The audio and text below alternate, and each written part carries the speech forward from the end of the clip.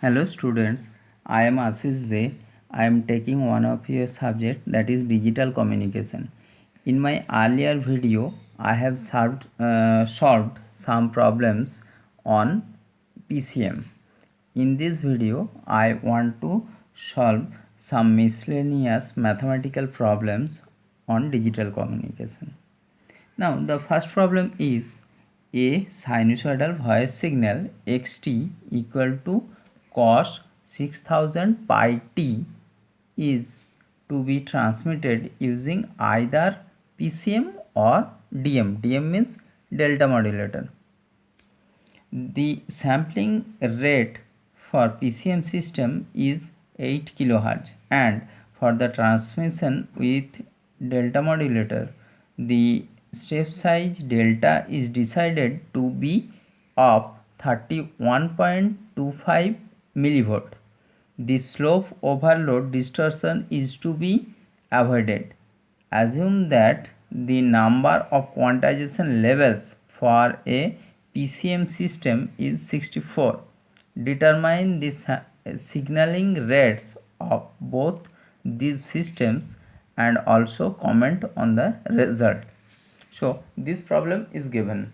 Now for this problem we have to calculate signaling rate for both the system, that means PCM and delta modulation, and we have to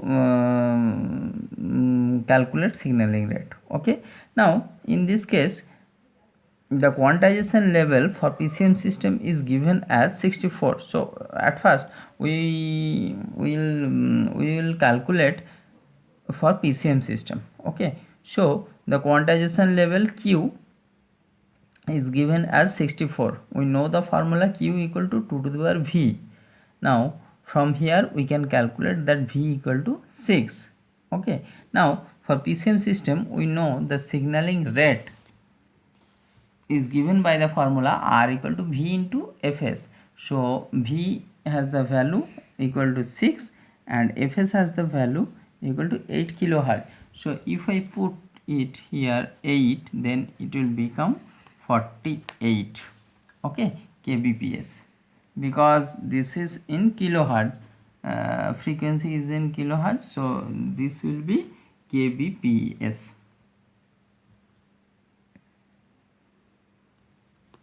Signaling rate. Okay, now let us calculate the signaling rate of delta modulation system. The signaling rate of a delta modulation system is equal to its sampling rate Fs, because in delta modulation only one bit is transmitted per sample. We know that the condition to avoid the slope overload distortion is A less than equal to delta by omega m into ts. Okay, omega m into ts. Now what is ts? That is sampling interval. Okay, now from here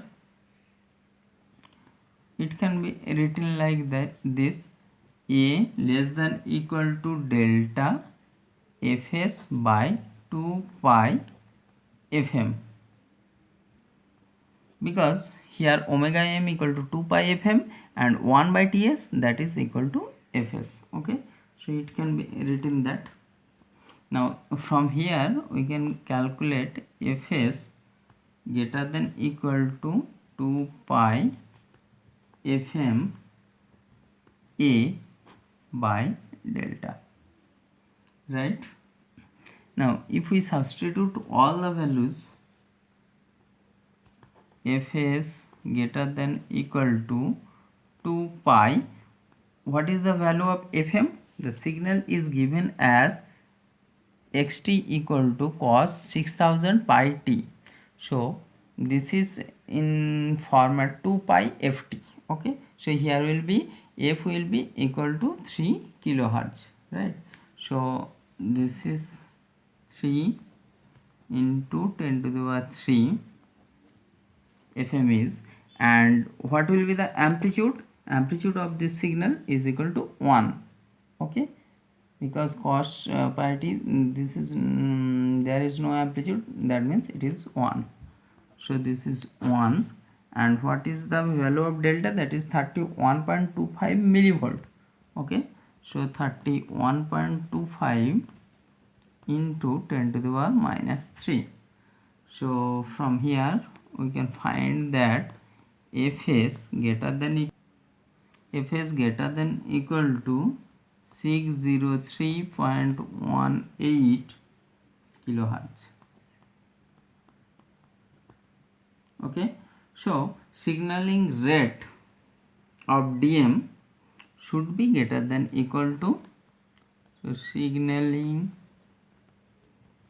rate of delta modulation system should be greater than equal to 603.18 kilohertz.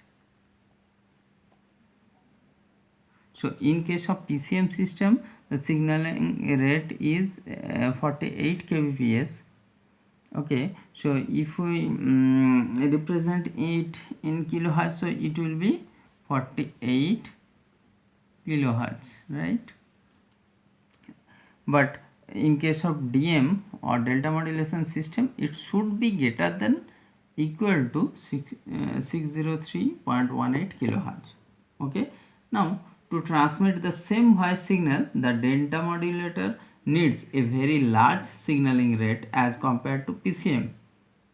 This is the biggest drawback of delta modulation, which makes it an impractical system.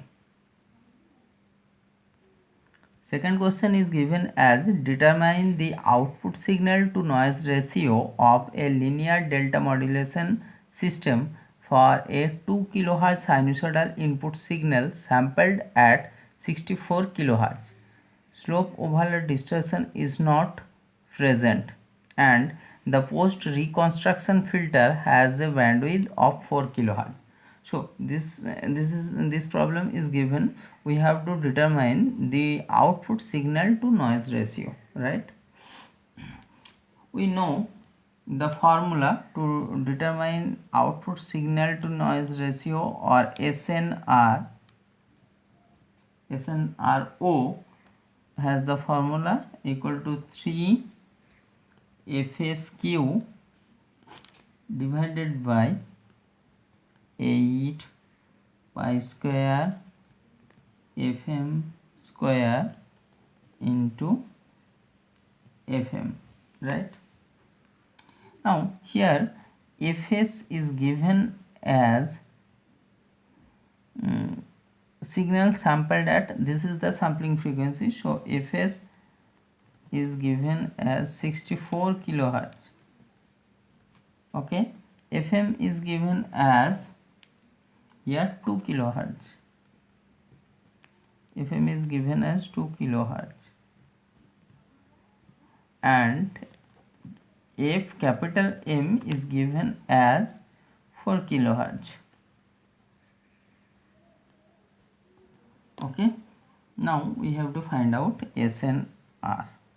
So SNR, output SNR will be equal to 3 into 64 into 10 to the power 3 whole cube divided by 8 pi square into FM. FM means 2 into 10 to the power 3 whole square into 4 10 to the power 3. This.